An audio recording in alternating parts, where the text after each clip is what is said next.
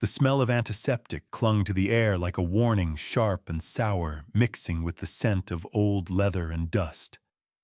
Maria Esperanza Ortega sat rigid on the edge of the worn chair in Dr. Landry's examining room, her gloved hands folded so tightly in her lap that the knuckles had turned white. The wind outside Red Mesa howled against the window pane, but inside everything was still except for her heartbeat, which seemed to echo in her throat. Dr. Landry dried his hands slowly with a clean towel, avoiding her eyes. That was the first sign. The second was the way he sighed, not like a man tired from work, but like someone about to strike a match to someone else's future. "I'm sorry, Maria," he said finally. "The fever from last year, it left scar tissue. A lot of it." She didn't move. "The damage is permanent. You won't be able to bear children." The words didn't hit all at once. They sank in slowly, like stones dropping into still water, soft ripples first, then the weight. She blinked, then nodded once, as if he'd just told her it might rain later. "I see," she said quietly. Dr. Landry's face softened. "I know this is a hard thing. I wouldn't say it if I wasn't certain. I've gone over it twice." Maria cleared her throat. "I don't need you to be sorry, doctor. I need you to be honest. I have been. Then we're finished." She stood, smoothed the front of her brown wool skirt, and reached for her coat hanging on the peg near the door. Her movements were calm, practiced, as if she hadn't just been told that the one dream she'd never dared to speak aloud had just died in a room that smelled like bleach and failure. "There's no charge for the visit," he said behind her. "I didn't ask," she replied. Outside, the wind was dry and biting.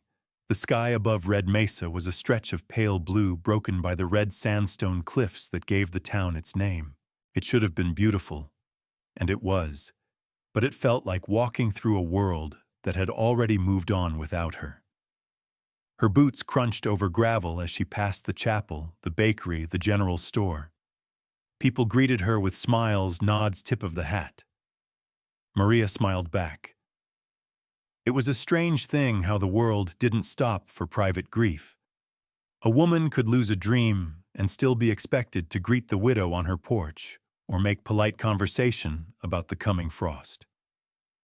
By the time she reached her small adobe house at the edge of town, her face ached from holding it together. She stepped inside, closed the door, and leaned against it, eyes closed. The silence pressed in thick.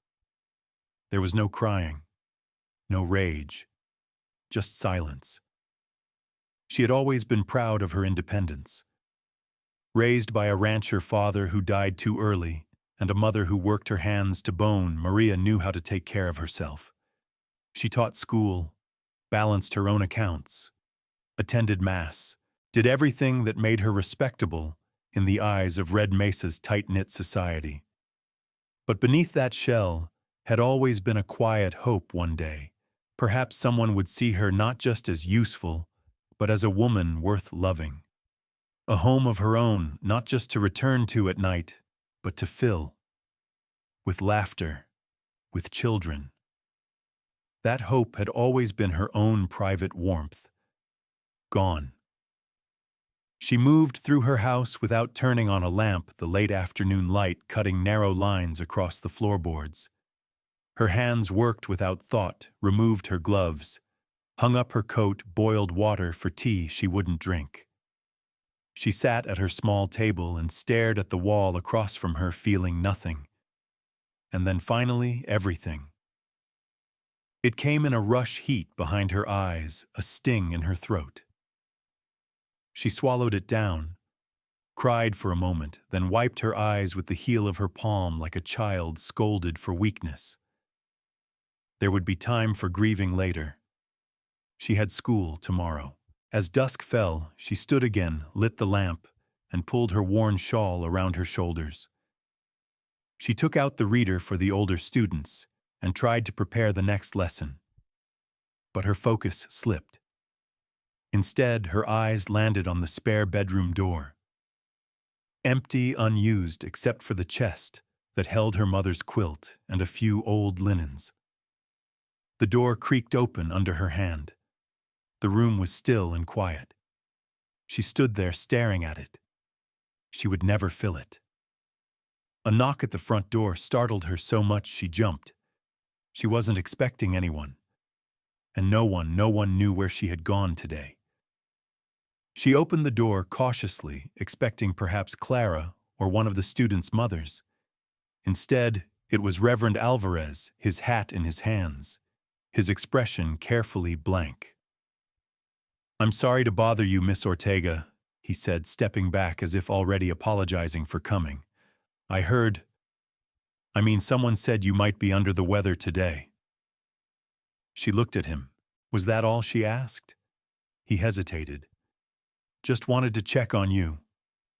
"I'm well enough," she said, "and I've got lessons to finish." "Of course." He dipped his head and turned to leave. But before he could step off her porch, he added quietly, "Sometimes loss doesn't come with a funeral, but it's still a death. I'll say a prayer if that's all right." She didn't answer. He didn't wait for one. The lamp flickered behind her as she stood in the doorway a moment longer. She wasn't sure what she'd just lost: her dignity, her hope, or the illusion that she'd ever truly belonged here. Maybe all of it. The next morning, Red Mesa woke up like it always did. Roosters wood, smoke, the sound of boots on dirt. And the first whispers about her quiet sharp began to crawl through the seams of the town. What man would marry a woman whose womb gives nothing back? The words weren't meant for Maria Ortega to hear. That much was clear from the way they were spoken. Light dismissive sharpened with pity and certainty in equal measure. They came from behind the row of dry goods at Mendez's general store just out of view, where Widow Malone stood beside Edith Collins, both of them picking through bolts of cloth like they were pulling judgment from the weave. Maria stood frozen by the shelf of oil lamps, a tin of matches in one hand, her fingers clenched so tightly around it. The box crackled. She had come in for salt and a skein of blue thread, and now found herself pinned in place by the sound of her own name dressed in disgrace. "Such a shame," Edith murmured, her voice low but unmistakably satisfied. "She's not even 30, is she? Barely. That fever last spring must have done something deep." Widow Malone replied, then made a tisking sound that carried like a slap.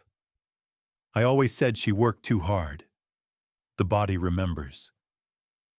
Maria knew she should step around the corner, make them see her red-faced and glaring, let them choke on their own tongues. But her feet didn't move. Her voice stayed buried in her throat. "Poor girl," Edith went on. "But really, what man would sign up for that, especially out here? Every hand's needed. She can't give a man children, she can't build a legacy. She'll just teach, I suppose." A brittle laugh passed between them, then silence, then the creak of floorboards as they wandered farther down the aisle, still talking but quieter now. Maria placed the tin back on the shelf with deliberate care. Her hand shook. She didn't bother finding the thread. She walked straight out the front door without saying a word. Outside, the sky had turned hard with clouds, the wind sharp with the warning of winter. She walked fast, head down, as if the wind might shear off her shame if she kept moving. She made it home before the tears came. Not many. She refused to give the town that, but enough. She stood at her kitchen table, palms pressed flat against the wood, breath unsteady. Her whole body buzzed with fury at them, at herself, at the quiet betrayal of a body that had once carried so much strength and now bore nothing but failure. They hadn't said anything untrue. That was the worst part. Not in the way Red Mesa measured things. Here a woman was many things: cook, mender, homemaker, maybe even teacher. But above all, she was a mother in waiting, Her worth counted in children, carried meals, cooked land held through generations. Women without children were tolerated, respected sometimes, but never quite trusted. They made people uncomfortable like a field that wouldn't take seed, and now she was one of them. She sat down slowly, knees weak beneath her.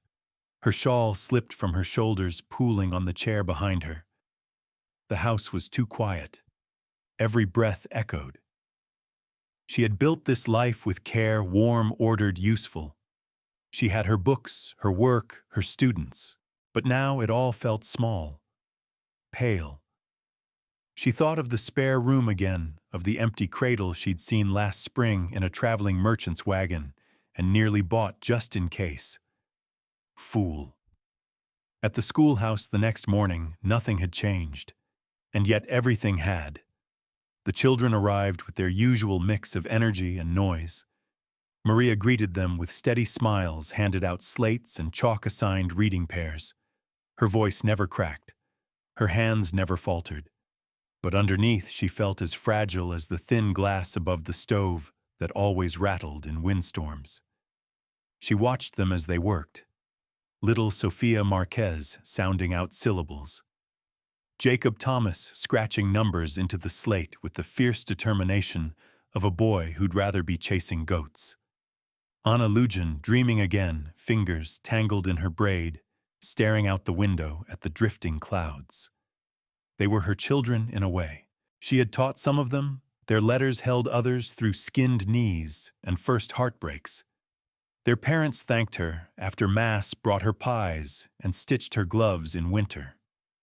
But none of that would matter now. Not with the news spreading. By the end of the day, she could already feel the shift. The way Rosa Alvarez, normally warm and chatty, kept her coat on during pickup and avoided eye contact.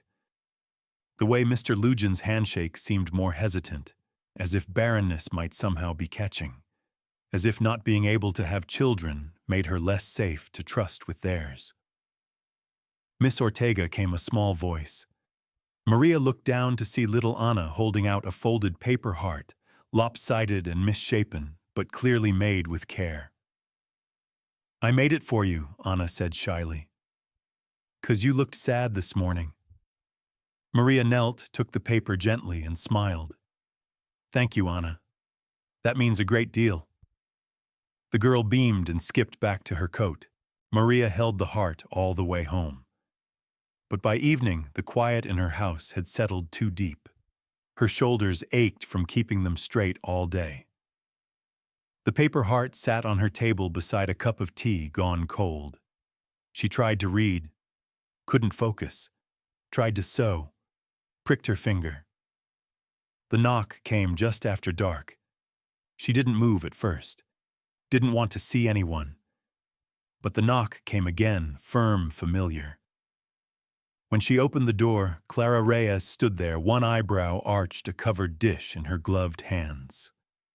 "I brought stew," Clara said, walking past her into the house without waiting for permission. "And before you protest, yes, I know you're fine and don't need help. But I don't care. I made too much, and I hate leftovers." Maria closed the door and turned slowly. Clara was already uncovering the dish and setting out 2 bowls. I heard Clara said simply, "ladling stew." And I also heard about what that bat-eared old corpse said in the general store. Maria sat down heavily. "I don't need your pity." "You won't get it," Clara replied, setting down the bowls and grabbing 2 spoons. "You'll get stew sass and maybe a lecture." Maria's throat tightened. "I don't know how to keep walking like nothing's changed." "Don't," Clara said. "Let it change you. Let it harden you in the right places and soften you in the rest. But don't let it end you. Not them. Not this. I feel hollow. You're not. You're cracked open. That's different." Maria stared at her. "And what am I supposed to fill it with?" Clara reached across the table, squeezed her hand once. "That's what we figure out. Together." The fire in the stove popped and crackled, casting flickers of warmth across the wall. Outside, the wind was picking up again. Inside, Maria leaned forward, wrapped her fingers around the warm bowl of stew, and for the first time all day, took a breath that felt like her own. "You don't disappear just because they're too small to see you." The words landed with the quiet force of a sermon, though Clara Reyes delivered them like she was correcting a child for misbehaving. She stood in Maria's kitchen sleeves, rolled up, scrubbing the stew pot, as if the burn marks at the bottom had personally offended her.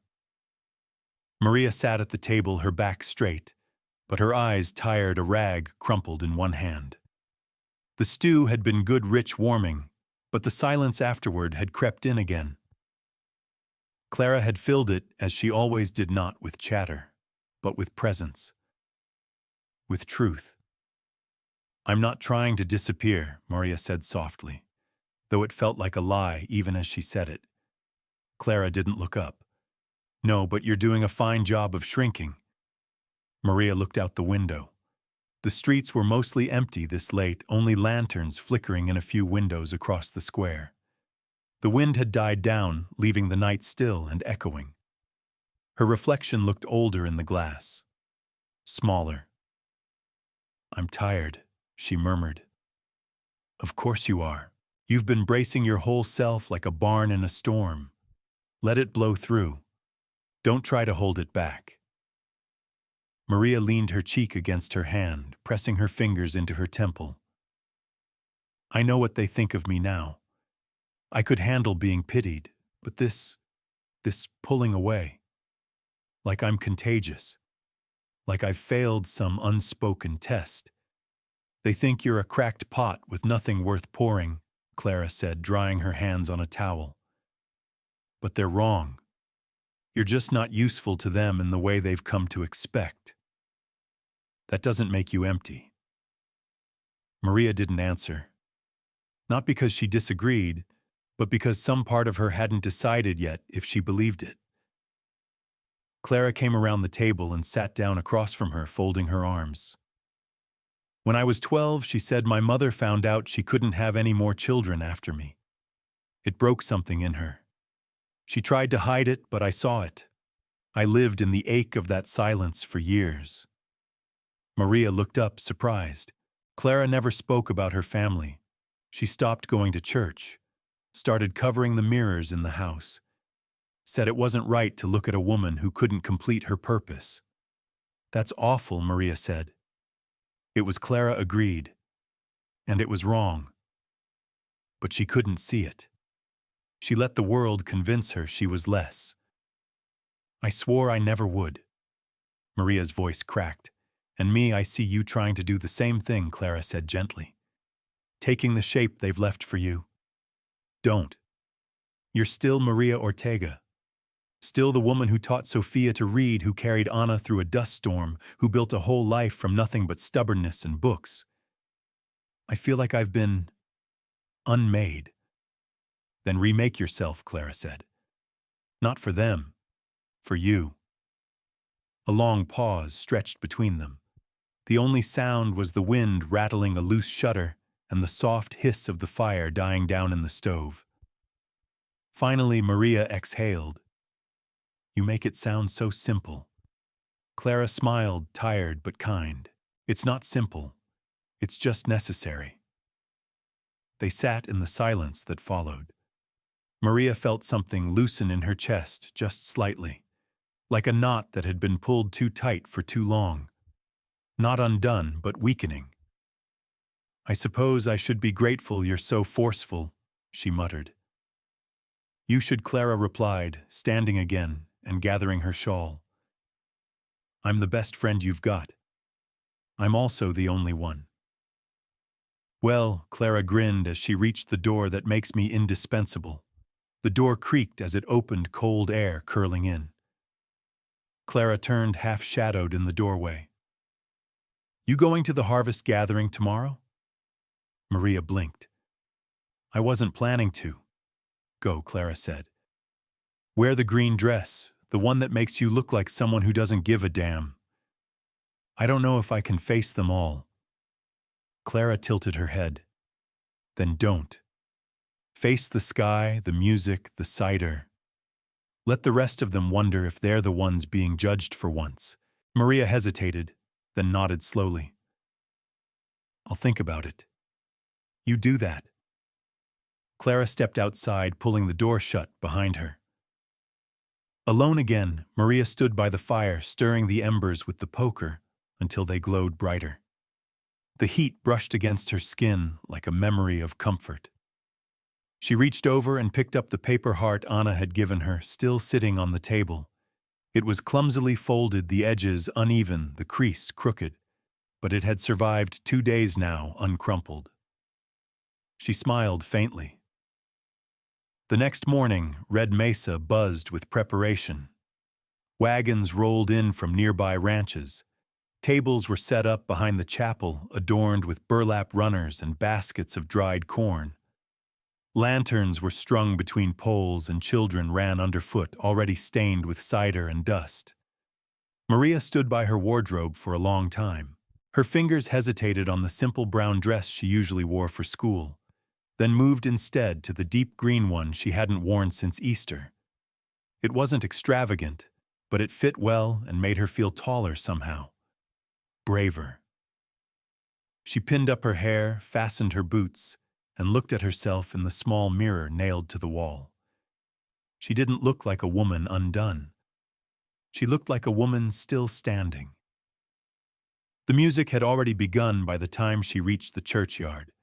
The fiddle cut through the air with a bright, reedy wail, matched by the low thump of a drum and the clap of hands. People milled about, laughing, eating, dancing. Maria walked the edges first, polite but reserved. She helped the Moreno sisters serve pie, offered quiet compliments to the children's costumes, and let the rhythm of the gathering carry her along like a slow-moving current. She wasn't invisible. People saw her. Some nodded politely. Others didn't meet her eyes. She didn't force it either way. Then, while pouring cider for one of her students, she noticed a figure standing at the edge of the crowd. Tall, broad-shouldered. Dark flannel shirt, worn denim. Hair just a little too long. Holding his hat in his hands. He wasn't mingling, but he wasn't hiding either. Just watching. She had never seen him before. Clara appeared beside her like smoke. "That's Luke Ten Bears," she said quietly. "Hired on at the Morrison Ranch last week." "He looks lost," Maria murmured. "He looks like he doesn't care whether he's found." Maria raised an eyebrow. "Why are you telling me this?" "Because you were staring," Clara said, then added, "and because he's been staring too." Maria flushed, looked away, then back again. Clara grinned. "Thomas said he's looking to learn, wants someone to teach him to read." "I'm not matchmaking, Clara. I didn't say you were," she replied already, drifting off into the crowd with that knowing smirk. Maria turned back to the cider, trying not to glance back toward the man at the edge of the gathering. She failed. He looked at her like she hadn't been diminished, just seen. Maria felt it the moment her eyes met his. It wasn't the sharp curiosity of gossip or the cold flick of judgment. It was steady, quiet, like standing near a fire that didn't beg to be noticed, but warmed you all the same. Luke Ten Bears stood near the edge of the gathering, hands tucked into his pockets, his hat resting against his thigh. He didn't mingle. He didn't smile for show. He simply observed, eyes sweeping the crowd as if learning a new language. And when their eyes met again, he didn't look away. She hadn't meant to look his way at all, but her gaze kept returning to him like a door swinging open in a breeze. There was something about the way he held himself, rooted like a tree in hard soil. "Go talk to him," Clara said under her breath, elbowing her gently from where they stood behind the pie table. "I'm not talking to some stranger just because you decided I should. He's not a stranger. He's Luke. He's new. That's all the excuse you need." Maria shook her head and turned away to slice another piece of apple pie. But moments later, a shadow crossed the table and a quiet voice said, "Ma'am, I was told you might be the school teacher." She looked up into brown eyes, the color of worn leather, darker at the edges, framed by lashes too thick for a man his size. He had a strong, wind-worn face, a small scar just beneath his left cheekbone, and the kind of stillness that made noise seem unnecessary. "I am," she replied, clearing her throat. "Maria Ortega." He nodded. "Luke 10 Bears, I figured." He offered a slight smile just at the corner of his mouth. "Clara said you might be the one to ask." Maria narrowed her eyes at her so-called friend, now conveniently absorbed in a conversation with Deputy Thomas Chavez near the cider barrels. "To ask what I'd like to learn to read," he said simply. "I can write my name. I know numbers. But letters, books, I never had a proper chance." She blinked, caught off guard by the honesty in his tone. He didn't sound ashamed or defensive, just like a man who knew what he didn't know and wanted to fix it. "What do you need it for?" she asked before she could stop herself. "Same reason anyone does," he said. "To be better than I was yesterday." Maria tilted her head. He wasn't what she expected. Most men who looked like him, rough hands, quiet demeanor, half-native blood, in a town that watched everything, tried not to want more. Or if they did, they covered it in jokes or pride. But he asked straight. She glanced back at the half-eaten pies, the children playing near the hay bales, the music that had started up again with a fiddle's sharp cry. "All right," she said. "Sundays, after church, my home, 2 o'clock sharp. I don't chase down late students." He nodded once. "I'll be there." He started to turn away, then paused. "I'm not asking for free." "I didn't say it would be," she replied. That smile again, soft at the edges. "Good." He walked off toward the edge of the gathering, the crowd parting around him without effort. Maria stood still, heart beating a little too fast. Clara sidled up again, holding 2 tin cups of cider. "You're welcome," she said smugly. "I haven't even agreed to anything." Clara sipped her drink. "You did. I heard you. You set a time and a place. It's a lesson. It's a beginning." Maria took the cider and drank deeply. The wind had picked up a little, sweeping dry leaves across the packed dirt. The air smelled of pine and smoke, and the shadows were lengthening. Somehow the gathering felt different now. Not easier, but less heavy. By the time Maria returned home, the lanterns were being pulled down and the music had faded into laughter. She lit the stove, warmed her hands, and tried not to think too much about the man who had asked for her time without flattery or demand. The next day, she found herself pulling 2 readers from the shelf at the schoolhouse, one for Anna and one for Luke. The thought caught her off guard. She tucked it back down quickly, straightening the pile. That Sunday, she opened her door at exactly 2 o'clock. Luke stood there, hat in hand, shirt pressed, hair damp like he'd rinsed the dust off in the pump out back. "I wasn't sure you'd come," she said, stepping aside. "I said I would."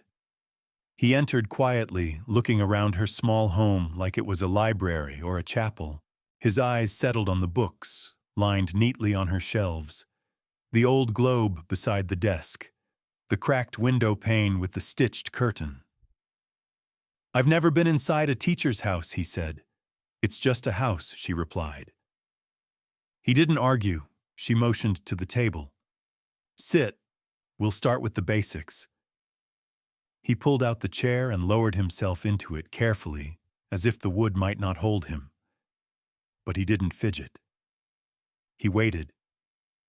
She placed a primer in front of him, open to the alphabet. The pages were soft from years of use. "Tell me what you know." He studied the letters. "I know that one's an A.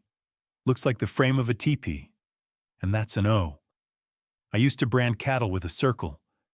But I don't know their sounds. She nodded. That's enough for now. We'll work on one row today. He repeated after her voice, low but firm. She corrected him gently, guided his finger across the page. He learned quickly, not fast, but with intent. When he made a mistake, he didn't flinch. Just tried again. After 30 minutes, she looked up. You're focused. I work slow cattle, he said. If you rush 'em, they scatter. She smiled. For a moment, the room felt warmer, softer. When he left an hour later, he took the reader with him, tucked under his arm, like something valuable. As she closed the door, Maria stood in the quiet, staring at the table where he'd sat. One chair, one book, and a man who looked at her like she hadn't broken. Just seen. I only know how to write my name, the rest is a blank page. Luke Tenbears said it without embarrassment, without apology. His voice was even as if he were stating a fact as plain as the color of the sky. He sat at Maria's table, his thick fingers carefully holding the stub of a pencil. The primer lay open in front of him, his rough scrawl of letters lining the top margin. Maria leaned forward, studying the page. His name was written 3 times, each one a little steadier than the last. You're holding the pencil too tight, she said gently. Loosen your grip, like you're guiding a horse, not wrestling it. He glanced at her with the faintest smirk, then adjusted his hand. His knuckles were cracked, ink-stained from a long week of cattle marking. His clothes smelled faintly of dust and cedar smoke. They had been meeting like this for 3 Sundays now. Always at 2 o'clock. Always with the same quiet purpose. Luke didn't talk much unless prompted, but when he did speak, he chose his words like a man counting coins. Careful, deliberate. He focused now on forming the letter B, his tongue pressed against the inside of his cheek. The line curved too wide, but he didn't flinch. Just tried again. Maria watched him work, surprised at how the room felt different when he was there. Less empty. Less filled with thoughts she couldn't name. He handed her the pencil after another try. You read all these books? He asked, nodding to the shelf behind her. Most of them. Which one's your favorite? She glanced over her shoulder. Hard to choose. But I like stories where people find their way after being lost. He gave a soft grunt. Seems fair. The lesson continued, more letters, short sounds, the beginnings of small words. His voice was gravelly, unhurried, as he repeated, cat, pan, dog. You're doing well, she said, as he finally got through the 3rd line without stumbling. He shook his head slightly. Feels like wading through mud. I spent so long pretending I didn't care about this. Sometimes I think I talked myself into believing it. You care now. His eyes flicked up to meet hers. Yeah, now I do. A moment passed between them, quiet, sure. Maria stood to gather the dishes from the table. She poured water into a tin cup and handed it to him. You thirsty always, he said with a dry smile. He drank slowly. She stood at the stove, watching the steam curl from the kettle she hadn't needed yet today. Teaching him didn't feel like work. It felt like something else. Something steadier than she'd allowed herself to want in months. Luke set down the cup. You ever think about leaving this town? She turned. Sometimes. But where would I go anywhere? That's a dangerous word. Freedom usually is. She leaned her hip against the counter. Have you plenty? But you can only outrun so much before the road starts to look like your own shadow. His voice was calm, but there was something under it. A thread pulled too tight. She wanted to ask more, but didn't. He wasn't ready, and she wasn't sure she was either. Instead, she nodded toward the book on the table. You'll need to practice your sentences this week. Try forming thoughts in writing, not just sounds. I can try. I'll be checking. He gave a slow smile. Yes, ma'am. He stood then, slowly stretching out the stiffness in his shoulders. He was tall, taller than most men in Red Mesa, and broader in the chest, but he moved like someone used to making himself smaller. She walked him to the door. You'll be back next week, she asked. He paused at the threshold. Unless you tell me not to. I wouldn't. His eyes lingered on hers for a second longer than they should have. Good. He stepped out into the crisp afternoon, the wind catching at the hem of his coat. He adjusted his hat and walked off down the road without looking back. Maria closed the door gently. She stood there, her hand still resting on the wood, and let out a breath she hadn't realized she'd been holding. Later that evening, Clara stopped by with a basket of cornbread and a too-knowing smile. You're glowing, she said as soon as Maria opened the door. I'm sweating. From your cheeks, Maria rolled her eyes. He came for his lesson. That's all. Clara set the basket down on the table and pulled out a chair. And he's learning. That's not what I asked. I know it isn't. Clara leaned forward, hands clasped. Listen, I'm not saying you need to make this into something, but I see the way you're walking again, the way your shoulders don't sit so close to your ears anymore. Maria poured tea without answering. I'm saying, Clara went on, that even if nothing comes of it, you're allowed to feel this, to want company, to be seen. Maria handed her a cup and sat down. He doesn't know. About the children. She nodded. About me. Do you think it would change how he sees you? Maria stared into her tea. It changes how everyone sees me. Maybe he's not everyone. The silence between them softened after that.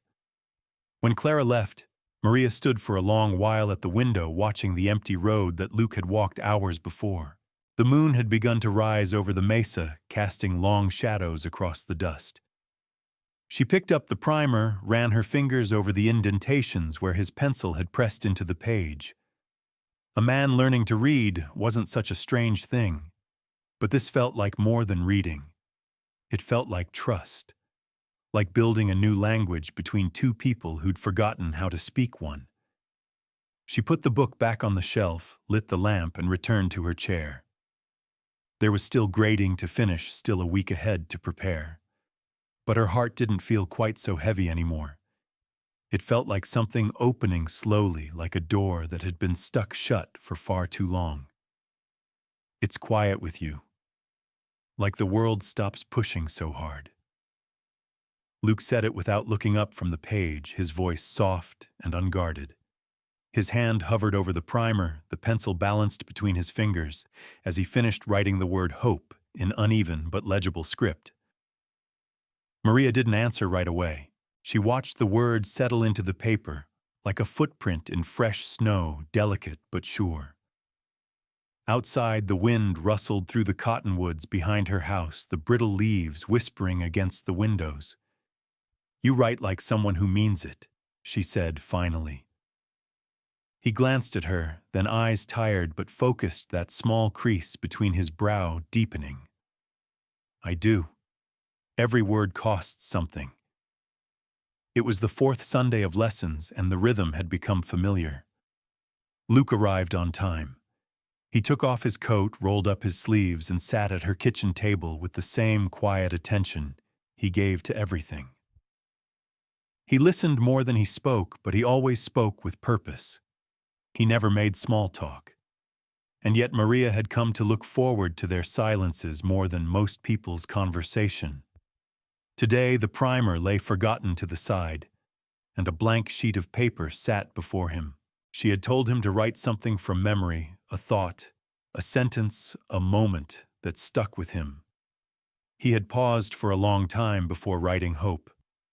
She poured 2 cups of tea, setting one gently by his elbow. He murmured a thanks and took it without pause. You always this quiet? She asked. He gave a small shrug. Only when I don't need to explain myself. She studied him over the rim of her cup. His face bore the signs of a hard life, A healed break in the nose, a faint scar above his right eyebrow, calloused hands that made writing a slow, careful task. And yet, there was a patience to him, like he knew how to wait for things worth keeping. "You never said much about where you came from," she said. "Didn't think it mattered." "Maybe it does." He leaned back in his chair, eyes flicking to the window. The light was fading, turning the room amber. "My mother was Dine," he said. "My father was white. He left before I was old enough to know what that meant. She raised me on the edge of both worlds, too native for the settlers, too mixed for the nation. Always half something." Maria nodded slowly. She understood what it meant to be caught between expectations. What happened to her past when I was 15? Fever took her fast. "I'm sorry." He gave a tight nod. "She taught me to ride, to hunt, to cook, but she couldn't teach me to read. Said the land would teach me other things. It did."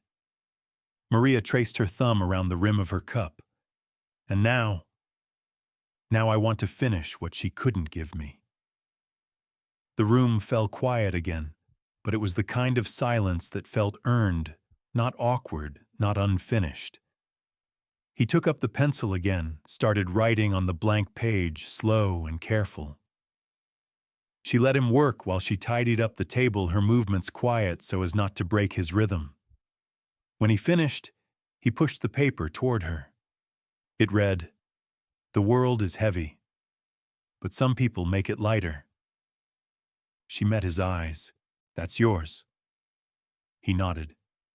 "It's good. It's true." She folded the paper carefully and placed it inside the back of the primer. "We'll keep that." He looked almost embarrassed. "Didn't think it was much." "It is." The fire in the stove crackled softly. The warmth settled deep into the room, brushing against her back as she moved to refill their cups. The wind outside picked up, and a low howl passed through the chimney. Luke looked up. "Sounds like winter's coming in early. It always sneaks in. You prepared I have enough wood and blankets to last a siege?" He smiled faintly. Spoken like someone who's done it alone for too long. Maria hesitated, then sat again. "Alone is quieter than feeling like you're not wanted." He didn't flinch. "You're not alone now." There was a pause. It stretched between them like a rope being slowly drawn in. Not tense, not demanding, just steady. She looked down at her hands, then back up at him. "You're not just here for the reading, are you?" "No," he said. "I was. But not anymore." "And what are you here for now?" He leaned forward slightly. "Peace. Maybe a little light. And someone who doesn't flinch when they see me coming." Her throat tightened, but she didn't look away. "I'm not flinching," I noticed. Another silence passed, but this one hummed with something different, like possibility. He glanced at the clock. "I should head back before the light's gone." She nodded, standing with him. "Same time next week if you'll have me." "I will." He paused at the door, hand resting on the frame. "Thank you. For more than the lessons." She held his gaze. "You're welcome." After he left, Maria sat down at the table again. His handwriting still lay on the page, uneven, slanted, but full of intent. "The world is heavy, but some people make it lighter." She read it twice, then pressed the paper flat, smoothing the corners with her hands. A strange warmth lingered in her chest, one that didn't burn, but glowed. That night, as she prepared for bed, she left the lamp on longer than usual. She kept the window cracked, to let the wind speak its piece. And when she slipped beneath the quilt, she whispered the word hope under her breath, not like a prayer, but like a seed. Even peace makes people nervous when they've never seen you happy before. Maria stood by the schoolhouse window, watching the children scatter into the brittle sunlight after class. The season was changing. Leaves curled at the edges. The wind carried the sharp scent of smoke and snow. Red Mesa was slipping into its colder months, quieter, slower, but never still. Not really. She turned from the window and gathered the last of the slate's chalk dust still fresh in her fingertips. The day had gone by in a blur of arithmetic and handwriting, but her thoughts had been elsewhere, drifting toward the Sunday lessons, toward the slow unfolding of letters and glances that passed between her and Luke like threads stitched into cloth. The town had noticed, of course. It started the way things always started in Red Mesa, with a look, a pause, a whisper outside the general store.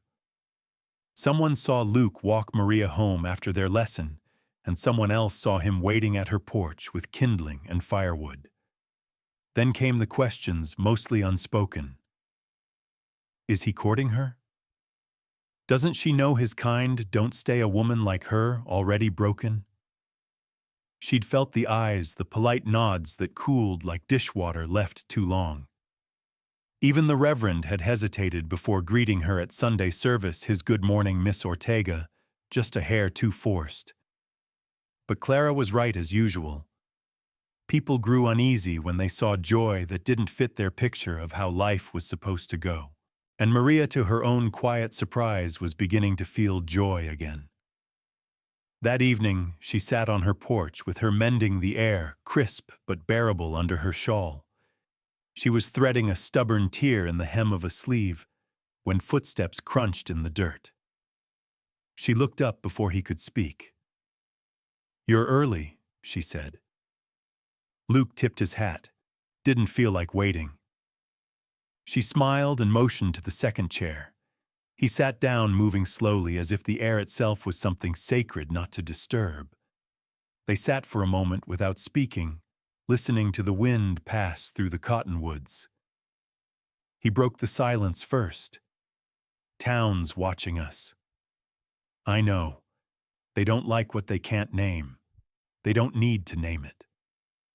Luke studied her profile, the way the light caught in her hair and cast soft shadows under her eyes. "You okay?" he asked. She looked at him, then nodded. "They've taken things from me before. But not this." He didn't smile, but something in his face relaxed. "Good." She reached for her cup of tea and took a sip. "I heard you helped old man Navarro fix his wagon. He needed an axle lifted. No one else was around. He told Clara you lifted it like it was nothing." He shrugged. "I'm not in the habit of bragging." "I know. That's why I had to hear it secondhand." He chuckled, soft, warm, like river stones shifting. "You make things quieter, Maria." She looked at him. "What do you mean, the world?" he said. "My head. It's always full of noise, things I should have done, things I can't change. But here with you, it gets quiet." Maria set down her needlework, the thread half pulled. "That sounds lonely." "It used to be. Now it just feels like breathing." The wind stirred again, stronger this time. A shutter creaked against the side of the house. Somewhere in the distance, a dog barked once, then fell silent. Luke leaned forward, resting his elbows on his knees. "They think I'm trouble. They think I'm ruined. They're wrong about both." She nodded. "They are." The silence stretched again, but it was solid, not empty. "I want to know you," he said suddenly, the words so direct they felt like heat. "Not just your lessons, not just what they say." Maria met his gaze. Her heart beat once hard. "There's not much to know. There's everything." She looked away out into the twilight. The road, the fields, the small lights blinking on across town. Her town. The place that had held her wounded, her shaped her. "I was never anyone's first choice," she said quietly. "I was the safe one, the dependable one, the one mothers liked and men passed over." Luke's voice was low. Then they were blind. "I'm not bitter," she said. "I've made peace with it, but I've learned to expect very little, and that makes this hard." He didn't flinch or speak too soon. Instead, he said, "I'm not asking for anything you can't give. Just your time and your truth." She looked back at him. "And what do you offer in return?" "My time, my truth, my name if you ever want it." Her breath caught. Luke reached into his coat pocket and pulled out a folded paper. "I wrote something," he said. "It's not much." She took the paper from his hand and unfolded it. His handwriting was uneven but careful. "You don't fix what's not broken. You hold it different. You learn how to listen to the cracks." Maria read it again, then folded it, hands trembling slightly. "I don't know what this is yet," she said. "You don't have to. But I know it's something." He stood then, not waiting for more. "I'll be back next Sunday." She nodded. He stepped off the porch, paused, and turned back once. "You ever think peace might be the loudest thing of all?" She smiled, eyes shining in the fading light. "Only when you're not used to it." After he disappeared into the dark, Maria sat alone for a long time. The mending untouched, the wind humming like a hymn around her house. She didn't feel watched anymore, or judged. She felt seen. And for the first time in what felt like years, she didn't brace herself against it. "They don't know how to measure a woman who doesn't need permission." The words came from Clara, sharp as the wind cutting down from the hills. She'd said it with a bite after catching sight of the way Edith Collins had scowled at Maria in the churchyard, as if she were a stain no sermon could cleanse. Edith hadn't said anything outright. She never did. But her eyes had spoken loudly, like she was waiting for God to set things right and strike Maria's independence from the record. Maria only tightened her shawl and walked on. She was getting used to it, this quiet kind of resistance. The nods that never came. The conversations that died when she passed by. It didn't wound her the way it once had. It couldn't not. With Luke showing up every Sunday, steady and unbothered by the weight of gossip. But it wore on her some days, like a coat too heavy to take off, but too necessary to leave behind. Now in the quiet of her schoolhouse, she sat grading papers by lamplight. The children had gone home hours ago, but she'd stayed behind to finish. The room smelled of chalk and ink and wood smoke from the stove. Outside, the wind stirred up dry leaves and scattered them against the door. The knock came just as she dipped her pen again. 3 soft raps. She blinked and set the pen down, brushing chalk dust from her skirt. When she opened the door, Luke stood there, his hat in his hands, dust in his hair. "You're early," she said, smiling despite herself. "I was out near here checking fence lines," he said. "Thought I'd see if you were still working. Always." He glanced past her into the glow of the schoolroom. "You've got a whole world in there. I've got multiplication tables and penmanship drills. I wouldn't call it a world." "I would," he said. She stepped back. "Come in, if you don't mind the clutter." He did, brushing his boots at the door, his eyes roaming the room like it was a new land. She noticed how he paused at the reading corner, where worn books lined a shelf made from 2 crates and a plank. He knelt and picked up one with a fraying spine. "Sarah and the Red Colt," he read aloud. "That one's seen 20 sets of hands. It's held together by stubbornness and glue. Must be a good story." "It is. She saves the horse in the end." Luke smiled and set it down. "Then I already like it." She moved behind the desk and began organizing papers, unsure of what to say. The rhythm between them had shifted lately, not broken, just fuller. There was more in the silence now. More meaning in the way he looked at her, in the way she didn't look away. "I've been thinking," he said, voice low. She paused. "About what? About how people look at you?" Her shoulders stiffened. He continued, careful. "They act like you're too much of something they don't understand. Too alone. Too smart. 2. Your own. Maria met his gaze. And you, I think you've grown into a space they never planned to make room for. So now they don't know where to set you down. She sat suddenly tired. It's easier when you don't expect anything from them. But you do, even if you say you don't. She looked away. Does it bother you? No, he said. But it makes me want to show up louder, stand closer, make them look twice. She let out a breath, half laugh, half relief. You do that for me, I already am. He came around the desk and sat across from her, elbows resting on his knees.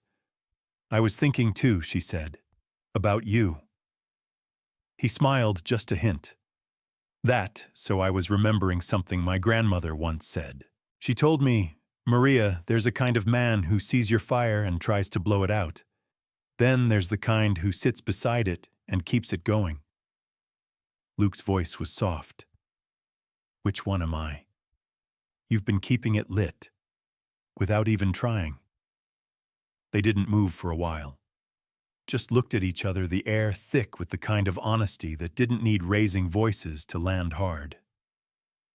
Finally he spoke. There's a cattle auction next weekend in Durango. I have to go with Morrison. I was wondering, would you come? She blinked. To the auction, there's music and food after.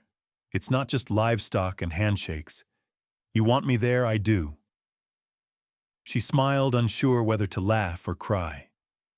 I haven't been asked to anything like that in years. I haven't asked anyone in longer. A pause, then I'd like to. His relief was visible. Good.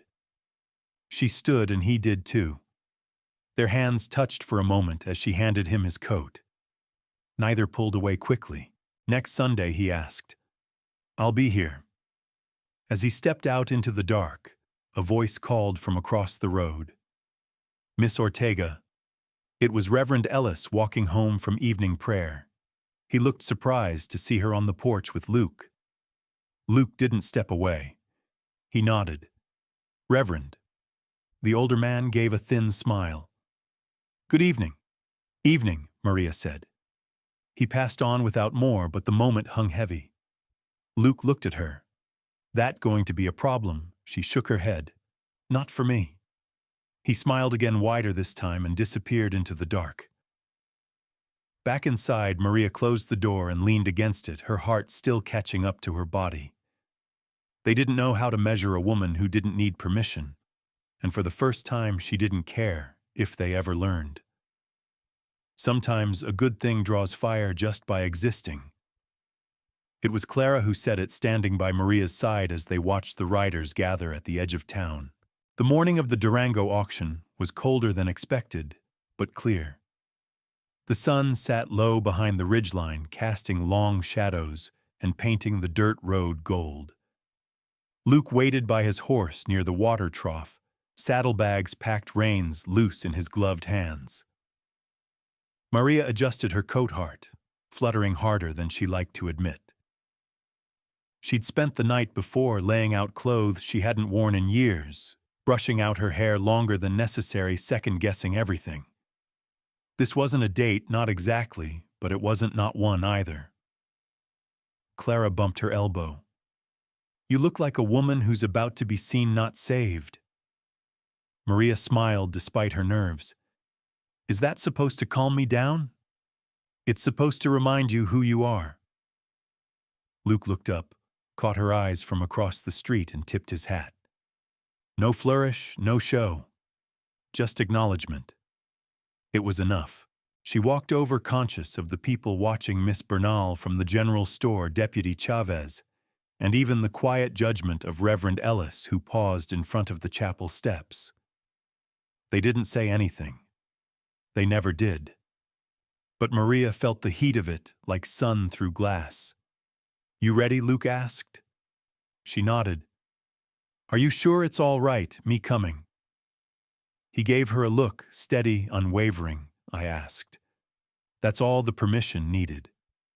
She mounted behind him, arms wrapping lightly around his waist. They rode out, slow, the clop of hooves echoing in the crisp air. As they passed the edge of town, the tension slipped off her shoulders bit by bit. With every mile, Red Mesa shrank behind them like a place that couldn't quite reach. The road to Durango was a 5-hour ride winding through pine groves and open fields speckled with cattle. Luke spoke little as they traveled, but his presence was grounding. They stopped once near a creek to water the horse, sharing jerky and apples in companionable silence. When they finally arrived, the town buzzed with noise. Wagons crammed the street, voices called across pens, and the scent of dust and livestock hung thick in the air. Maria had forgotten what it felt like to be somewhere new, where no one knew her name or her history. Luke helped her down gently. "There's food over that way," he said. "Music starts after dark. Where will you be with Morrison at the pens?" "But I'll find you after." "You good?" She nodded. "Go. I'll be fine." He gave her one last look, something warm tucked behind his quiet, and disappeared into the crowd. Maria wandered, letting herself blend in. She watched children run past with sweetbread in their hands, saw couples lean against fences laughing, and listened to the calls of buyers and sellers echo off the stone buildings. It wasn't long before someone spoke her name. Maria Ortega. She turned. A woman stood behind her mid-30s, dark coat, familiar sharpness in her features. "Yes," Maria said. "I thought that was you. I'm Teresa Salazar. We met once years ago. I'm Clara's cousin." Recognition flickered. "Of course. I heard you've been teaching. Still in Red Mesa, I am." Teresa's smile was polite but tight. "Word travels. Heard you came with that 10 Bears fellow." Maria held her gaze. "I did." Teresa's voice dipped sweet on the surface. "Careful who you tie yourself to out here. Men like that come and go. Leave folks talking." Maria didn't blink. "They've been talking since I was 16. Doesn't seem to make a difference what I do."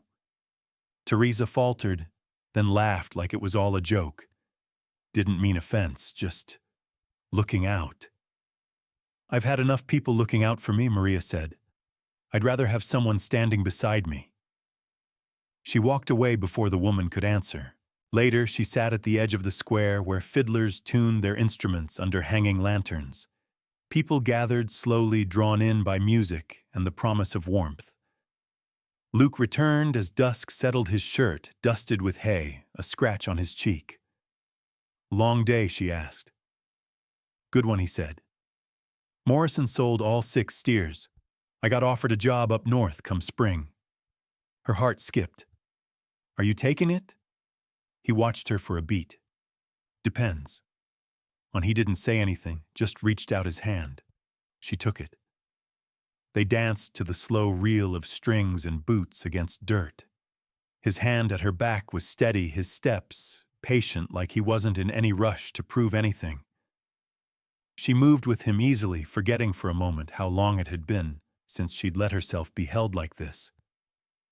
They didn't speak during the dance. Didn't need to.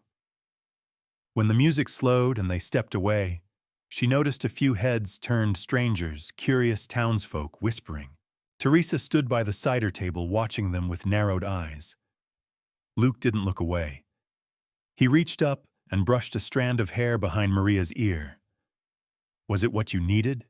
he asked. It was more. He nodded, then leaned closer. "They'll talk. They already are. You ready for that? I've lived through worse." He smiled. "That's why I asked you." They rode back under a sky thick with stars, the kind you could only see when you got far enough away from what tried to dim them. Maria held to him a little tighter this time, not because she was cold, but because she didn't want to let go. As Red Mesa came into view, quiet and dark with only a few lanterns still flickering, she knew nothing had changed, not really. People would still whisper. She'd still wake alone some mornings, and Luke might not stay forever. But she had been seen, held, danced with under the stars. and for once that was enough. He said he didn't mind the truth, but some men only mean that until they hear it. The fire had burned low by the time Maria told him. Just embers in the stove, the room washed in orange and shadow. The words had sat heavy on her tongue all week, ever since they returned from Durango, since she'd seen the way Luke looked at her under the lanterns, as if she were something he wanted to keep. That look scared her more than the gossip or the silence that followed them home. Because if he looked at her that way, he deserved the whole truth. And once he had it, he might not look the same again. He sat across from her now, legs stretched out, hands resting palm down on his thighs. Quiet like always, but there was a stillness in him tonight that felt expectant. She sipped her tea, throat dry. I was 16, she began, eyes on the rim of her cup. Barely, he was older. Said he loved me. Said he'd marry me as soon as his job came through. She paused. Luke didn't interrupt. He left before winter. Never wrote. Never came back. I found out I was pregnant in December. Silence gathered again, thick and close. She pressed on. By spring, the baby stopped moving. They said the cord was wrong. Or maybe it was something in my blood. I carried him another month before they took him from me. Said I might not ever carry again. That I should be grateful I survived. She glanced up. Luke hadn't moved. I buried him behind the chapel. There's a marker, but no name. I couldn't give him one. It didn't feel real. The silence stretched too long. Her breath hitched. She stood suddenly cold. I'm not telling you because I need pity or forgiveness. I just need you to know who I am, what I've lived. Still, he said nothing. Her heart thudded loud in her chest. If that changes anything, you can go. I won't hold it against you. Luke looked at her, then really looked. His eyes were unreadable, and she hated that she couldn't tell what was coming. The worst part of a secret wasn't keeping it. It was saying it aloud and waiting for someone to look away. But he didn't. He stood slow, steady, and crossed the space between them. He didn't speak, not right away. Just reached for her hand. When she didn't pull back, he held it. I can't pretend I know what that was like, he said. But I know what it's like to carry something that makes people walk a little wider around you. Her chest tightened. I didn't tell you this before because I didn't want to bring it into your peace, he said. But my father didn't just leave. He burned every bridge on his way out. Stole, lied, left my mother with nothing but shame and a house people wouldn't speak near. He swallowed hard. When she died, some folks told me it was her punishment. Others said maybe I'd follow in his steps, so I kept to myself. Learned how to disappear in plain sight. Maria's hand curled into his. I thought I'd never want a life close to anyone again, he said. But then I met a woman who taught reading like it could heal bones, who made quiet feel like something sacred. He took her other hand, held both now. That story you carry, that boy, it doesn't change how I see you. It tells me what you survived. And I don't mind that truth. Her eyes filled before she could stop it. Not with grief this time, but something older. Recognition. Relief. I don't need saving, she whispered. I know. But I wouldn't mind standing beside you while you save yourself. The tears slipped down, warm and silent. He stepped forward and pulled her gently to his chest. Her head fit against him like it had always belonged there. His arms didn't press tight, just held her like someone holding a song too quiet for the world. They stayed like that for a long while. When she finally stepped back, she gave a small, broken laugh. I've been waiting years for someone to say that and mean it. I do. She wiped her cheeks. You'll have to keep reminding me. He smiled. I can do that. Later they sat at the table again. She brought out bread and jam. He poured more tea. The fire crackled back to life and the room settled into its soft rhythm. As he was leaving, he paused at the door. "I was serious about that job up north," he said. "They want me come March." Maria nodded, heart sinking. "But I was more serious about not going alone." Her breath caught. "I'm not asking yet," he said. "I just want you to think about what it might mean, to come with me, or to stay and let me stay too." She looked at him full. "I'll think." He kissed her forehead gentle. "That's all I ask."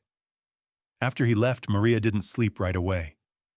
She sat by the stove watching the last embers glow. She thought about her boy, about the name she'd never spoken, about the man who hadn't looked away. She whispered into the quiet Matteo. His name was Matteo. And for the first time, it didn't feel like breaking. It felt like beginning. Some wounds don't scar the skin. They settle in the silence between people. The silence had grown thick since Luke told her about the job up north. Not the silence between them that still felt gentle, intentional. It was the silence outside, the one crawling through Red Mesa's streets like frost after sundown. The stares were no longer subtle. The whispers had teeth. At the schoolhouse, two parents pulled their children from Maria's class without explanation.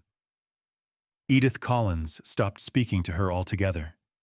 Even Clara said that Reverend Ellis had made a thinly veiled remark during Sunday prayer about the virtue of women who guard their homes, not open them to passing strangers. Maria didn't flinch outwardly. She smiled when spoken to. She taught her lessons. She walked home with her head high, but inside she could feel something pulling tight. That week, she barely saw Luke. He was working longer hours helping Morrison prepare the cattle for winter grazing.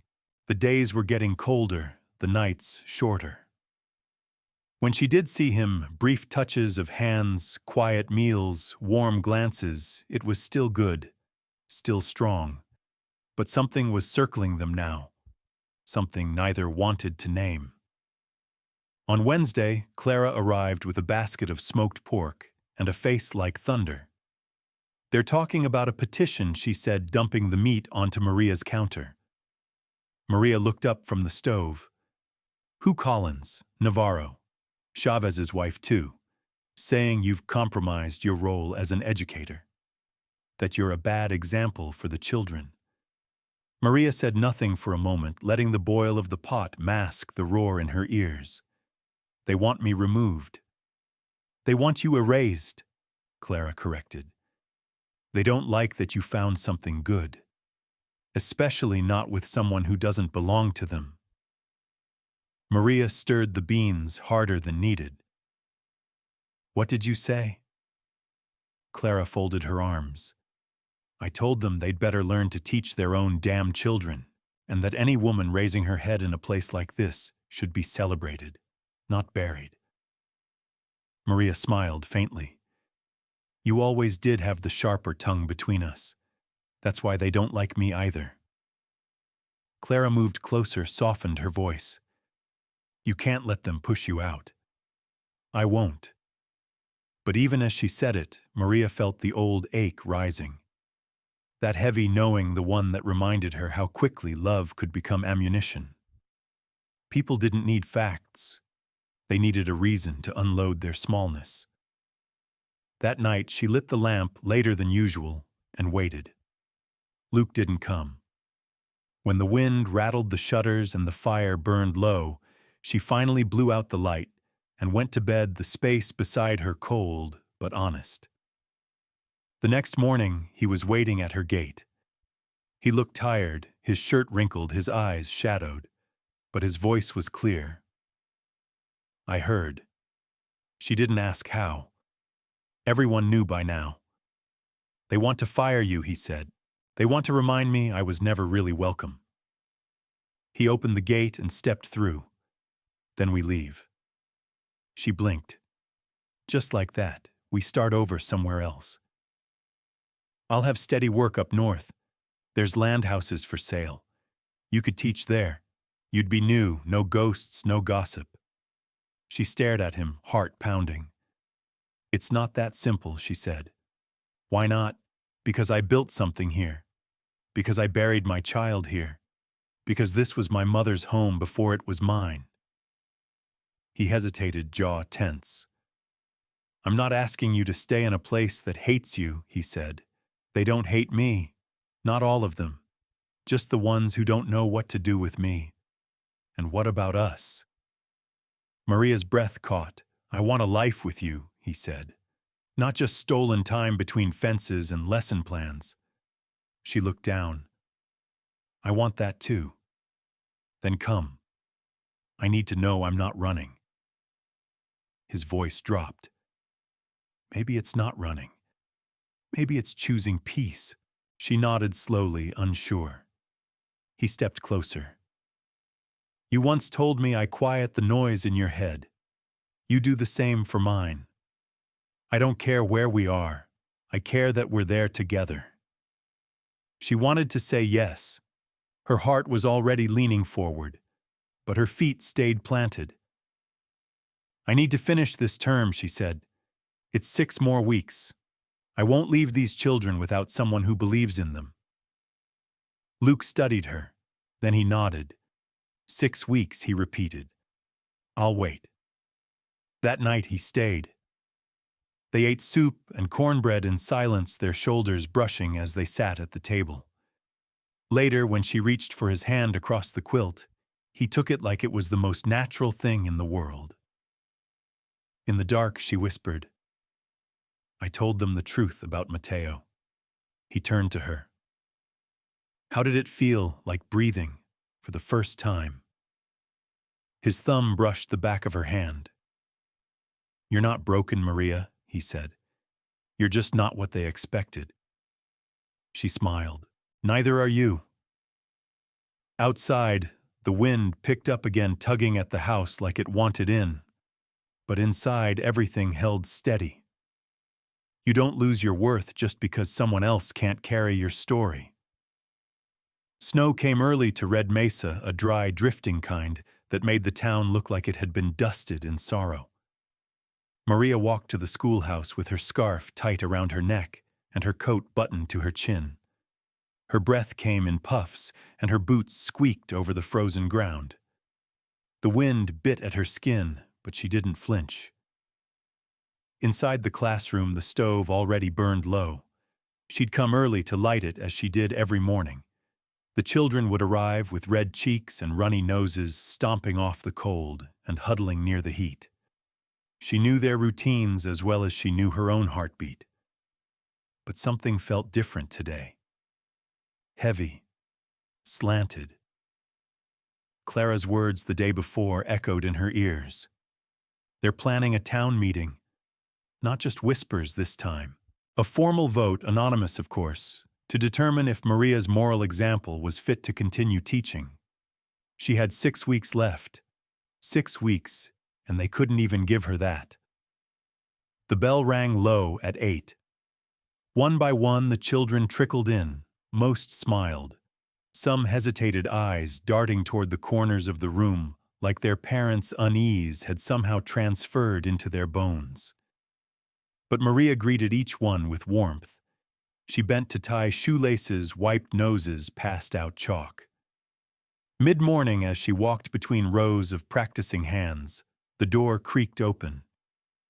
Deputy Chavez stood there, hat in his hands, face pinched from cold or shame. I'm sorry, Miss Ortega, he said, not meeting her eyes. Reverend Ellis asked me to deliver this. He handed her a folded notice. Her fingers shook slightly as she took it. When he left, she unfolded the paper. The words were crisp and clinical. You are hereby requested to appear before the Red Mesa Community Board on Friday, November 10th, regarding concerns about your continued suitability as an educator. There were 3 signatures. She recognized them all. She refolded the paper, tucked it into her drawer, and returned to the lesson. But her hands didn't stop trembling. That night, Luke arrived with snow in his hair and fire in his eyes. I heard he said not even waiting to sit. I figured you would. They don't get to question you like that. They already have. He paced the room, boots thudding against the floor. They want to tear you down so they don't have to look at what they've built. A town that punishes survival. Maria stayed seated, calm. I'm not ashamed of what I've lived. I know that. But they are. Ashamed that I didn't stay small. That I didn't crumble when I was supposed to. He dropped into the chair across from her. Tell me what you need. She looked at him. Steady. Brave. I need you to still be here after they try to break me again. His jaw clenched. I will be. She nodded. They spent the next 3 days in a hush of tension. Maria taught her lessons. Luke rode out with Morrison and returned after dark. The town felt colder than usual, not just from the snow, but from the way doors stayed shut when she passed, and voices dropped mid-sentence. On Friday morning, she braided her hair tight and dressed in her cleanest wool skirt and blouse. She added a brooch her mother had given her, turquoise set in silver shaped like a sun. Luke waited outside when she stepped onto the porch. You don't have to come, she said. I do. The meeting was held in the chapel. Of course it was. When she entered, the room went silent. Rows of faces stared back at her, some blank, some bitter, a few kind. She walked to the front, chin high.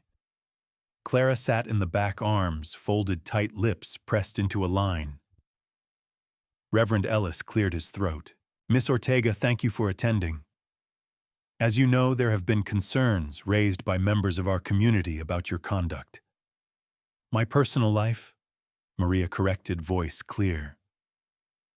Ellis shifted uncomfortably. The board feels that a teacher must reflect the values of the town. I've done nothing wrong. You've invited a man to your home.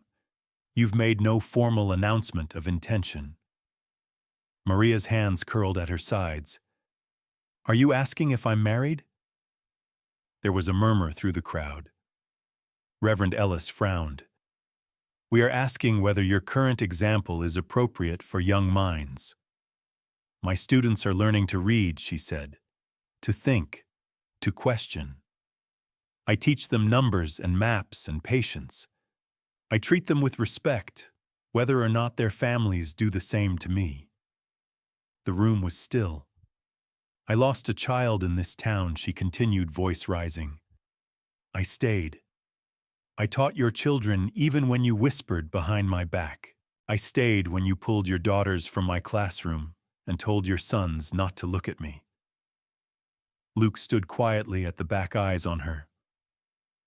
I will not apologize for being alive, she said, or for refusing to be ashamed of it.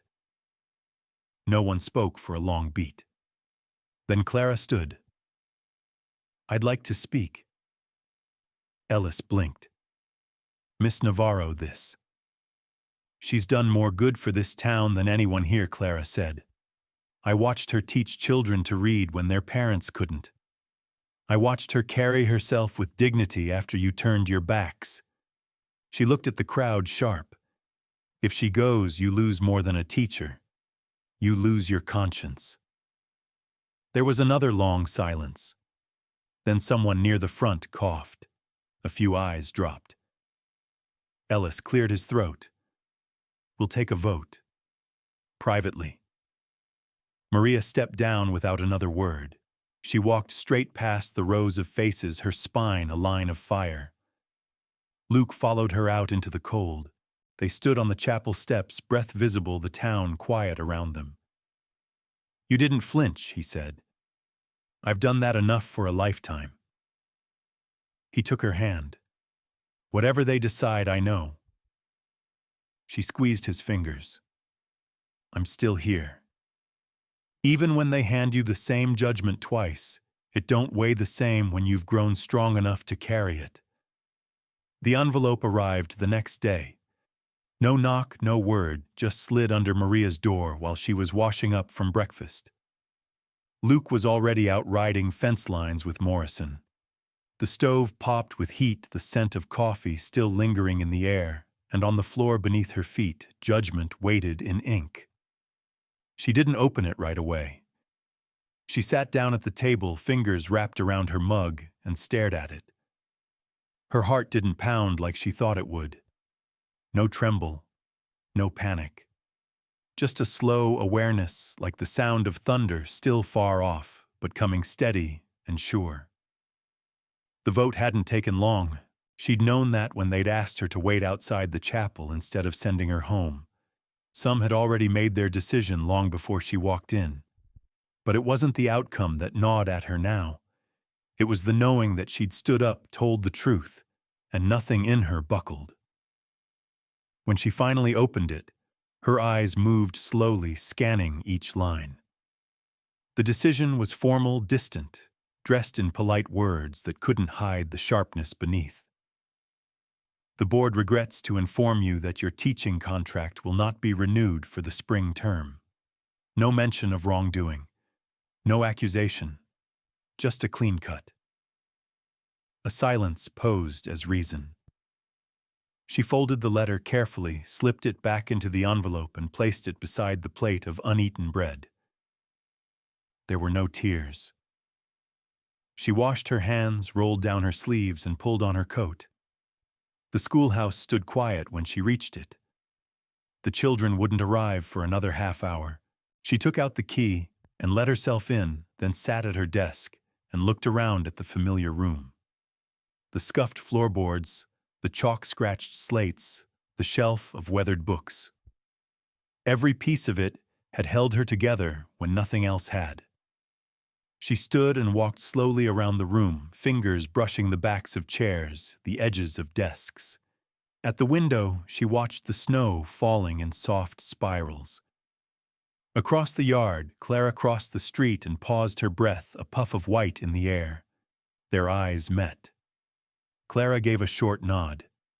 They both knew. Maria waited until the children began to arrive before slipping the envelope into her drawer. She wouldn't say anything yet, not today. They deserved this one more week of normal, and maybe she needed it too. At midday, Luke appeared in the doorway. He didn't ask, just looked at her quiet and sure. She nodded once. He stepped in, closing the door behind him. "Want to talk about it?" he asked. Not here. He waited until the school day ended. Helped her carry slates and kindling. When the last student left, she walked beside him down the road. The sun was already dipping the snow crunching underfoot. Back at her house, she handed him the letter. He read it slowly, jaw tight, then handed it back. "I'm sorry. I'm not." He raised an eyebrow. "They told me I wasn't enough. Years ago. That I wouldn't bear a child. That I'd never be more than a burden. And I believed them for too long.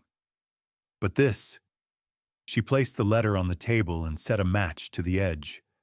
It caught quickly, curling into ash in the dish she'd laid out. "This doesn't get to decide who I am." Luke watched the flames, then her.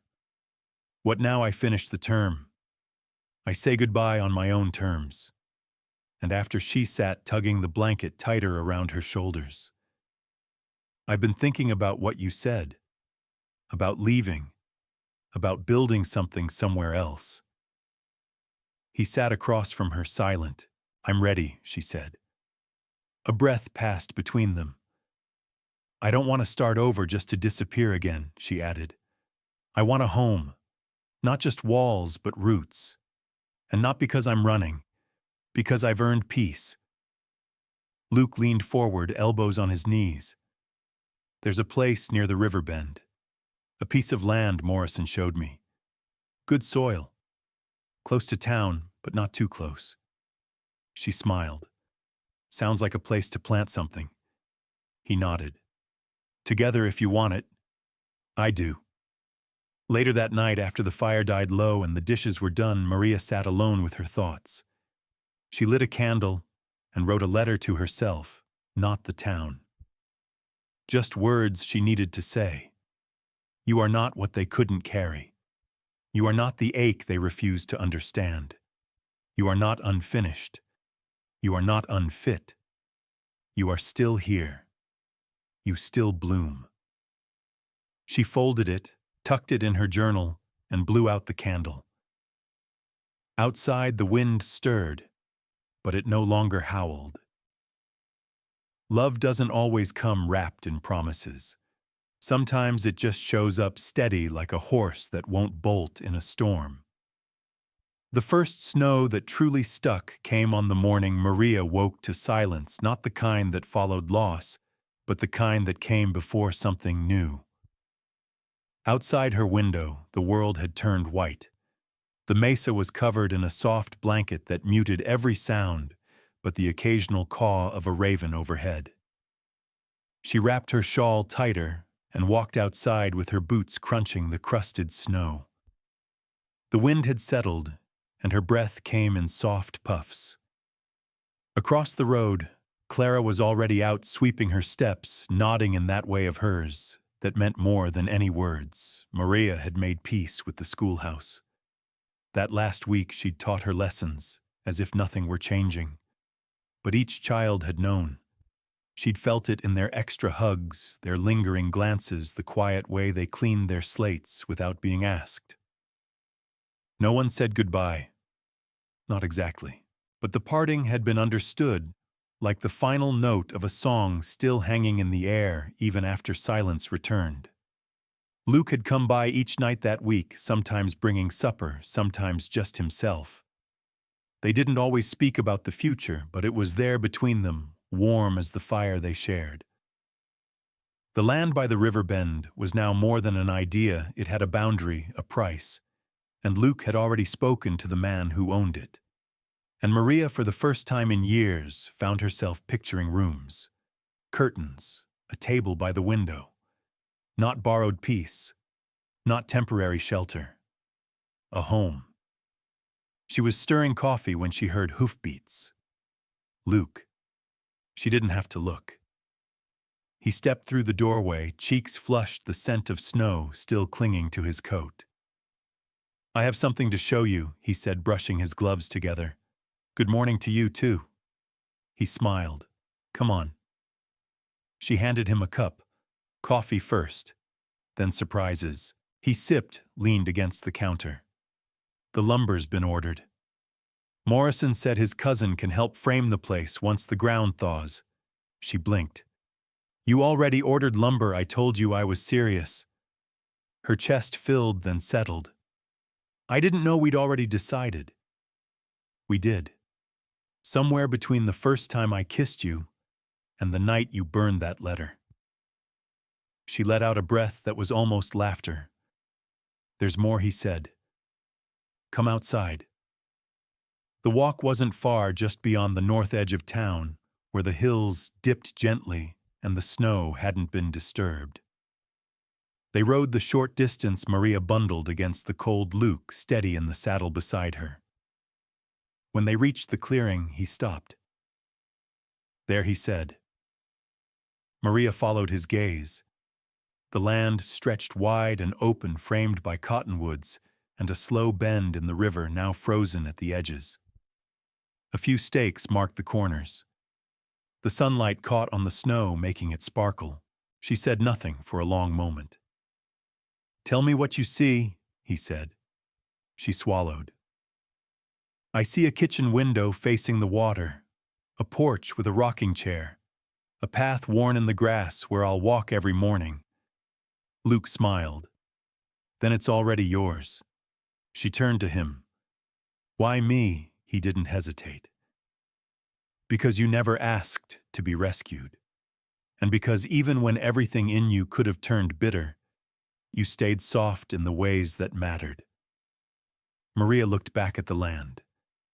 I think I was waiting for the kind of quiet that doesn't feel like loneliness.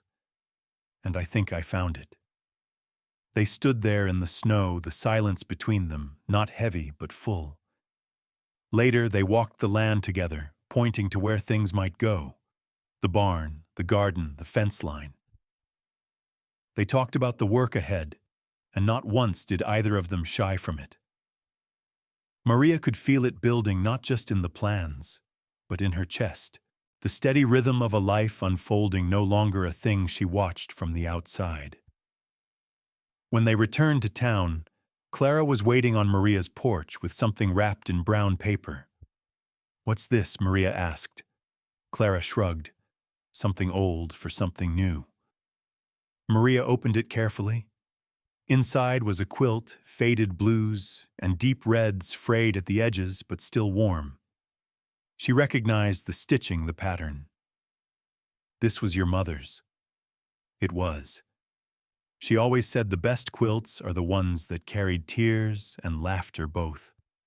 Figured you ought to start with something that knows what surviving looks like. Maria clutched it to her chest. "Thank you." Clara gave a half-smile. "Just make sure that home of yours has room for people who talk too loud and drink all your coffee. It wouldn't be home without you." That night, Luke stayed again. They sat beneath the quilt, his arm around her shoulders, her fingers curled into his shirt. No more talk of leaving, no more fear of staying. Just the slow, steady hum of something true. "Maria," he said softly, "this land we're building on it won't be easy. I know. There'll be days we doubt it. We've doubted worse." He looked at her eyes, dark and steady. "But I want to marry you." She turned her head to meet his gaze. No big speech, she asked. No, just truth. She nodded once, then yes.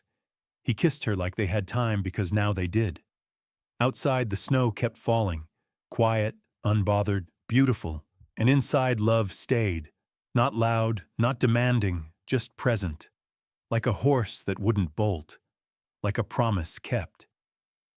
Some peace doesn't come after the storm, it grows right in the middle of it and dares the world to tear it down.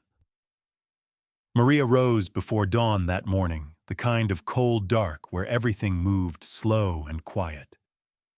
Outside, frost lined the window panes, but inside the stove already glowed with the first fire she'd lit. She moved by instinct. Coffee kindling a basin of water warming on the stovetop. Luke still slept in the back room, one arm draped across the quilt Clara had given them, his breath steady. She let him rest. It was the first morning of a new rhythm. The schoolhouse was behind her now, the classroom cleaned, and the keys turned in. There'd been no announcement, no final bell, just the quiet closing of a door she no longer needed to walk through. And now this. The land by the river was theirs. Morrison had driven the final stake in the day before, and the title papers sat folded on the table beneath her hands. She ran her fingers across them slow, like they might vanish. But they didn't. Nothing vanished now.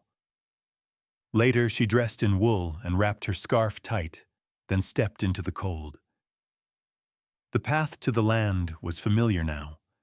The snow had hardened to a fine crust, and her boots crunched through with each step. The sky was that soft, pre-sun blue, pale and waiting. Luke caught up to her halfway there.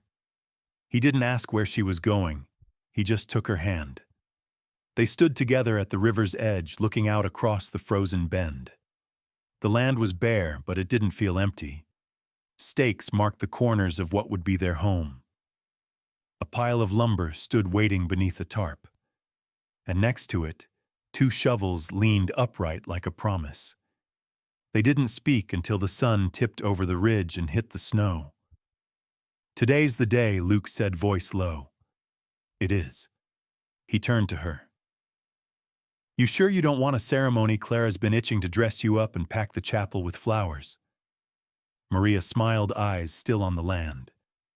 "This is ceremony enough." He chuckled. "She's going to be mad. She'll forgive me." He pulled a small, worn box from his coat pocket and opened it.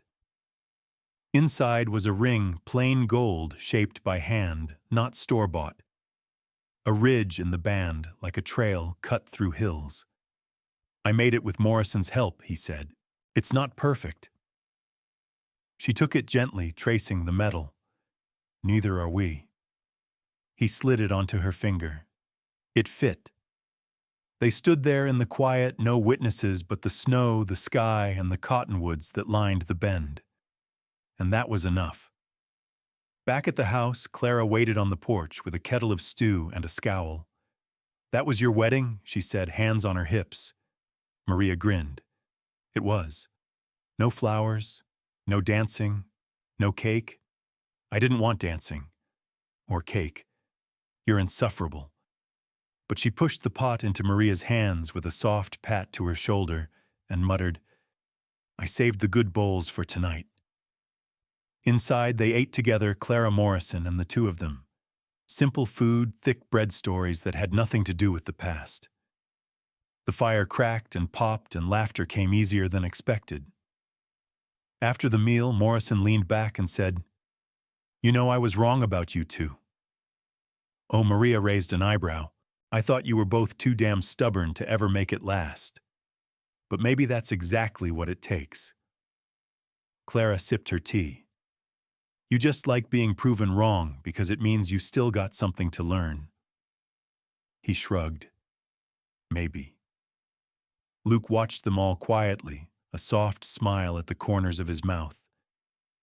Later, after they'd gone and the house was quiet again, he took Maria's hand and led her to the porch. The stars were out in full, sharp, clear, endless. "Do you ever think about what life could have been if things had gone different?" he asked. "Sometimes. Would you change it?" She thought for a long moment. The cold bit at her nose, but she didn't move. "No," she said finally, "because everything that broke me taught me how to carry the pieces, and everything I lost made space for this." He nodded slowly. "I think about your boy, Matteo." Her breath caught. "I think he'd be proud," Luke said, "of who you are, of the mother you'll be." She looked at him, tears stinging but not falling. "You still want that, a child with you always." She leaned into him, her head against his chest, and the world narrowed to the beat of his heart beneath her cheek. "There's a room I've been thinking about," she said softly. "In the new house, with morning light. Maybe bookshelves. Maybe a little bed." He pressed a kiss to the top of her head. "Then that's what we'll build." They stood together in the dark, the wind brushing past, like it had somewhere else to be. And somewhere deep inside, beneath the snow and the silence, something new had already started growing. Hope doesn't always come like thunder. Sometimes it's just a steady hand on your back saying, "Keep going. I'm still here."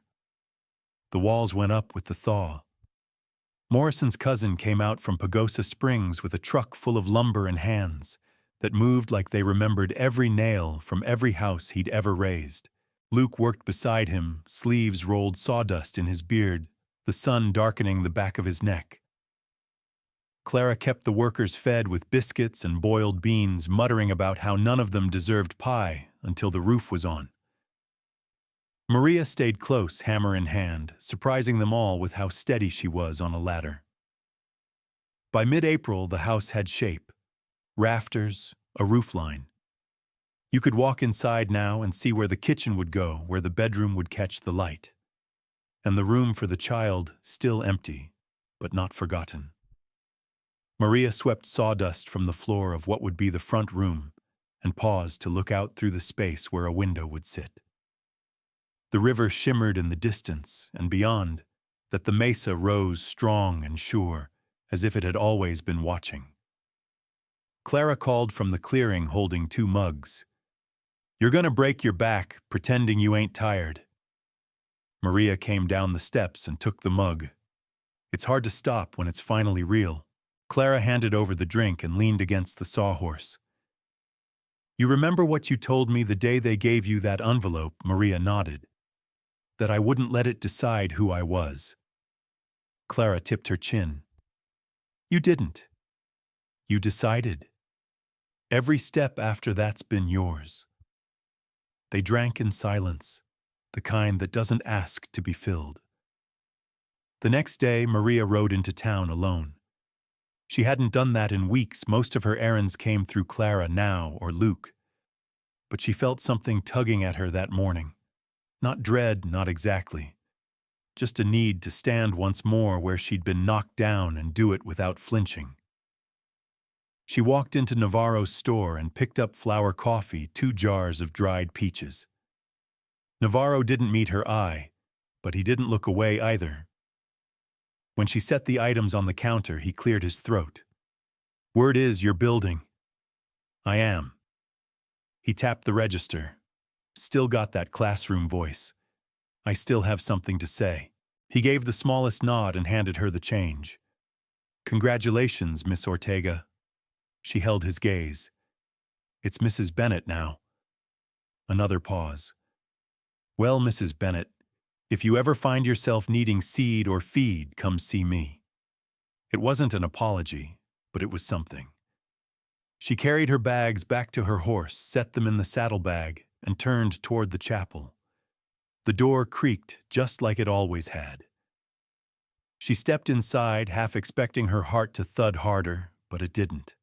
The same pews, the same altar, the same dust motes catching sun through the stained glass.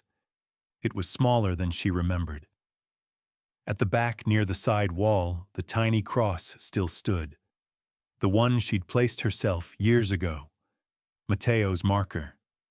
She knelt beside it, her palm pressed gently to the earth. I'm not running anymore, she whispered, and I'm not hiding. You were the first thing that taught me how to love without being loved back. Her eyes welled, but the tears didn't fall. They just settled there like rain held in cloud.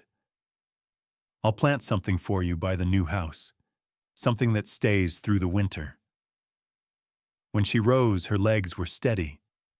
Outside, the wind carried a softness in it. Spring was close. That evening, she and Luke stood in the frame of what would be their doorway, watching the sun go down. He had one arm around her, the other resting against the beam, his body warm behind her. You okay?